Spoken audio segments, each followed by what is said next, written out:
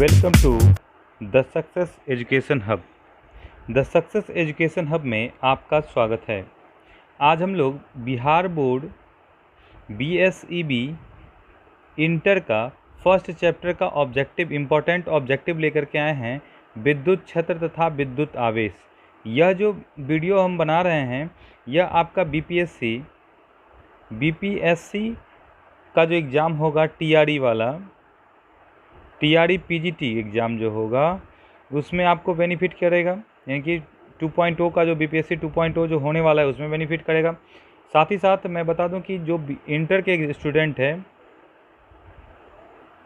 Inter वाले के लिए यह रामबाण साबित होगा, क्योंकि इसमें सारे क्वेश्चन वही क्वेश्चन है जो कि बिहार बोर्ड के द्वारा इम्पोर्टेंट है कि इस बार आने की संभावनाएं परीक्षा में ज़्यादा से ज़्यादा है। तो चलिए हम देर ना करते हुए वीडियो को शुरू करते हैं, और प्रत्येक चैप्टर वाइज हम हर दिन एक वीडियो लेकर के आएंगे आपके सामने, और आप उस वीडियो को अगर देख लेते हैं अभी से एग्ज़ाम तक तो आपको एग्ज़ाम में एक भी क्वेश्चन नहीं छूटेगा। तो चलिए देर ना करते हुए पहले क्वेश्चन को तरफ चलते हैं हम लोग। वायु में स्थिर इकाई धनावेश से निकलने वाले संपूर्ण विद्युतीय फ्लक्स का मान क्या होता है? विद्युतीय फ्लक्स का मान जो होता है 1/ε0 होता है। 1/ε0 गुना होता है, यानी कि 1/ε0। इसी को हम लोग लिखते हैं क्या हुआ, तो ε0 का पावर -1। तो आपका आंसर हो जाएगा option number B. Option number B is right answer. चलिए दूसरा हम देखते हैं, आवेश के परिमाणीकरण दर्शाता है। आवेश का परिमाणीकरण, यानी कि किसी आवेश को परिमाणीकरण अगर हम करते हैं तो वह क्या दर्शाता है? आवेश जो एक इलेक्ट्रॉन पर आवेश का एक अंश है, यानी कि इलेक्ट्रॉन पर आवेश का जो एक अंश है यह संभव नहीं है। इलेक्ट्रॉन को कभी भी खंडित हम नहीं कर सकते हैं, इसलिए हम क्या कहते हैं, इसलिए आपका यह हो जाता है सही। आवेश एक इलेक्ट्रॉन पर आवेश का एक अंश है जो कि संभव नहीं है। अब हम लोग तीसरा क्वेश्चन की तरफ चलते हैं। तीसरा क्वेश्चन क्या कहता है? विद्युत क्षेत्र रेखाओं से जानकारी प्राप्त होती है। ये जो विद्युत क्षेत्र रेखा है, विद्युत क्षेत्र रेखा एक दिशा बताती है, यानी कि विद्युत धारा के प्रवाह की दिशा बताती है कि किस दिशा में विद्युत धारा प्रवाह हो रही है। उसके आवेश की प्रकृति बताती है। अगर वह क्षेत्र रेखा में कोई भी वस्तु आकर्षित हो रही है, नॉर्थ पोल वाला या फिर साउथ पोल वाला, या प्रतिकर्षित कर रही है, तो उसकी प्रकृति बताती है कि यह कैसा है। क्षेत्र की शक्ति को भी बताता है। अगर विद्युतीय क्षेत्र रेखा जो करीब करीब है, समीप है, तो क्षेत्र अधिक है। अगर दूर दूर पे है तो इसका मतलब क्या है? क्षेत्र कम है। इसका मतलब होगा इनमें से सभी। चलिए चौथा क्या कहता है? प्रति इकाई आवेश पर लगने वाले बल को क्या कहते हैं? तो यह विद्युत क्षेत्र कहलाता है। प्रति इकाई आवेश पर लगने वाले बल को क्या कहते हैं? विद्युत क्षेत्र। पांचवा क्वेश्चन देखते हैं हम लोग।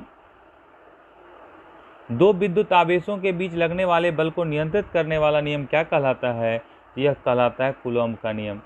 आप लोग पढ़े होंगे कि दो पिंड अगर हो जिसका द्रव्यमान m1 एवं m2 द्रव्यमान की दो वस्तुएं हैं और बीच में r डिस्टेंस पे है, तो कूलॉम का नियम से, आवेश की बात कर रहे हैं ना, तो Q1 और Q2 दो आवेश है और उसके बीच की दूरी r है, तो कूलॉम के नियम से बल बराबर होता है F बराबर KQ1 Q2 अपॉन हो जाता है r²। यही होता है ना। तो इसी नियम के आधार पर यह किसके बीच का है? तो कूलॉम के नियम का दर्शाता है। उसके बाद आगे चलिएगा। दो आवेशों के बीच विद्युतीय बल तथा एवं गुरुत्वीय बल के अनुपात निम्न में से किस क्रम में होता है? तो विद्युतीय बल और गुरुत्वीय बल का जो अनुपात होता है 10 के पावर 39 होता है। कितना होता है?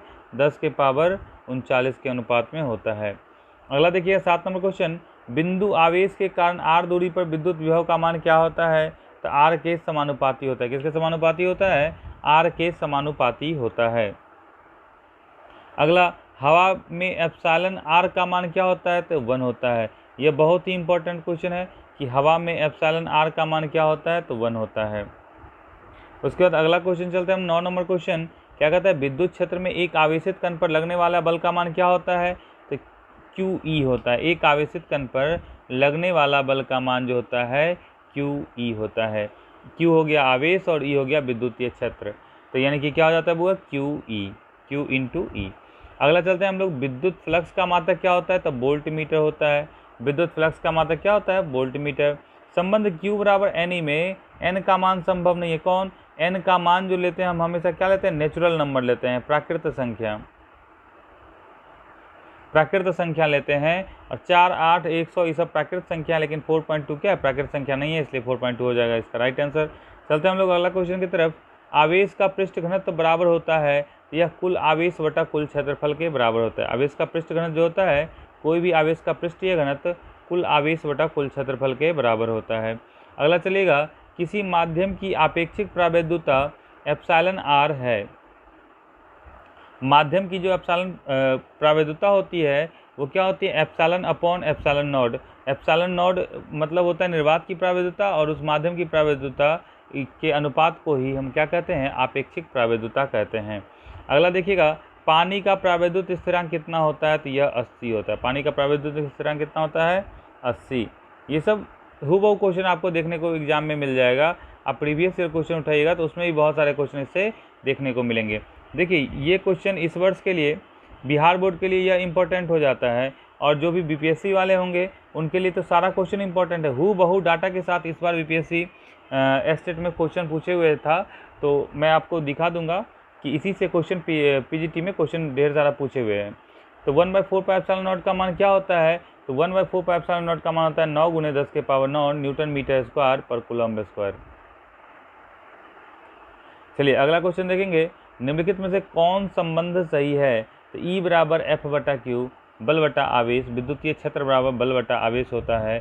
यही आपका क्या है, यहीं से ना आता है F बराबर EQ, अभी हम जस्ट ऊपर पढ़े हैं F बराबर QE या EQ, अभी ऊपर पढ़े थे, वही हो गया कि संबंध कौन सा सही है, E बराबर F/Q। चलिए अगला देखिएगा, आवेश का बीमा क्या होता है, आवेश का बीमा होता है AT। आवेश का बीमा क्या होता है, Q बराबर होता है क्या हुआ, IT, तो I का हो गया आपका A एम्पियर, धारा का एम्पियर, T का समय का T, तो बीमा हो गया आपका AT। बीमा क्या हो गया आपका AT। चलिए आवेश की बीमा क्या होती है, AT। इसी की तरह से एप्सिलॉन नॉट का मात्रक क्या होता है, फर्मी प्रति मीटर। क्या होता है, फर्मी प्रति मीटर। ये सब क्वेश्चन बहुत इंपॉर्टेंट है, एप्सिलॉन नॉट का मात्रक, आवेश की बीमा, ये सब। चलिए अगला क्वेश्चन देखते हैं, किसी दूरी पर अवस्थित दो आवेशित कण के बीच विद्युतीय बल F है, यदि उनके बीच की दूरी को आधी कर दी जाए तो विद्युतीय बल का मान क्या होगा। तो विद्युतीय बल का मान जो है वह 4 गुना हो जाता है। क्यों, क्योंकि जैसे ही हम आधा करते हैं, आवेशित कण के बीच की दूरी आधा करते हैं, तो हम क्या जानते हैं कि 1/r² होता है।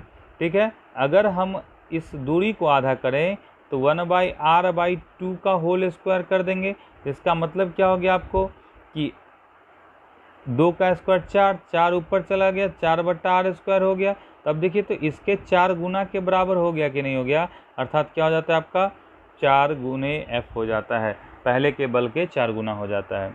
चलिए अगला क्वेश्चन हम लोग चलेंगे, 20 नंबर क्वेश्चन। 20 नंबर क्या कहता है, किसी बिंदु पर विद्युत क्षेत्र की तीव्रता होती है, तो विद्युत क्षेत्र की तीव्रता E बराबर F/Q। अभी जैसे हम ऊपर पढ़े थे कि विद्युत क्षेत्र की तीव्रता क्या होती है, E बराबर F/Q। ये फॉर्मूला आपके लिए बहुत इंपॉर्टेंट हो जाता है, क्योंकि हमेशा आप देखिएगा कि आप ये पूछते रहता है Q बराबर क्या होता है, E बराबर क्या होता है, F बराबर क्या होता है, यानी कि ये तीनों फॉर्मूला पूछे हुए हैं। तो Q बराबर क्या हो जाएगा, F/E हो जाएगा,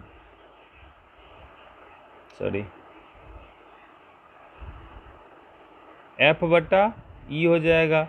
E बराबर क्या हो जाएगा आपका, तो वो तो क्वेश्चन में ही है F/Q, इसको हटा देते हैं। F बराबर फिर क्या हो जाएगा आपका, EQ हो जाएगा। यानी कि ये तीनों क्वेश्चन आपसे हमेशा पूछते रहता है। चलिए हम आगे चलते हैं, 21 नंबर क्वेश्चन की तरफ चलते हैं। 21 नंबर क्या कहता है, जब किसी वस्तु को आवेशित किया जाता है, जब किसी वस्तु को आवेशित किया जाता है तो उसका द्रव्यमान क्या हो जाता है, कभी बढ़ भी सकता है, कभी घट भी सकता है। बढ़ता कब है, जब किसी वस्तु पर ऋणावेशित किया जाए, किसी वस्तु को ऋणावेशित किया जाए तो उसका द्रव्यमान बढ़ जाएगा। जब धनावेशित किया जाएगा तो द्रव्यमान घट जाएगा। क्यों, क्योंकि धनावेशित जब किया जाएगा तो इलेक्ट्रॉन का त्याग होगा, और ऋणावेशित किया जाएगा तो इलेक्ट्रॉन ग्रहण करेगा। इलेक्ट्रॉन जब कोई भी व्यक्ति या कोई भी वस्तु में किसी चीज़ को रखा जाता है तो उसका द्रव्यमान बढ़ जाता है, जब उसे निकाला जाता है तो घट जाता है। यानी कि इसका कहने का मतलब क्या, कभी बढ़ भी सकता है या कभी घट भी सकता है। तो आप समझ गए होंगे। इसी तरीके से हम अगला क्वेश्चन देखते हैं, 22 नंबर क्या कहता है, विद्युतशीलता का एसआई मात्रक, ये भी आपके लिए वेरी वेरी इंपॉर्टेंट है, इसको आप स्टार मार दीजिएगा। क्या होता है विद्युतशीलता का एसआई मात्रक? Newton inverse metre square coulomb square होता है। Newton inverse metre -2 coulomb square होता है। चलिए अगला हम लोग देखेंगे क्वेश्चन।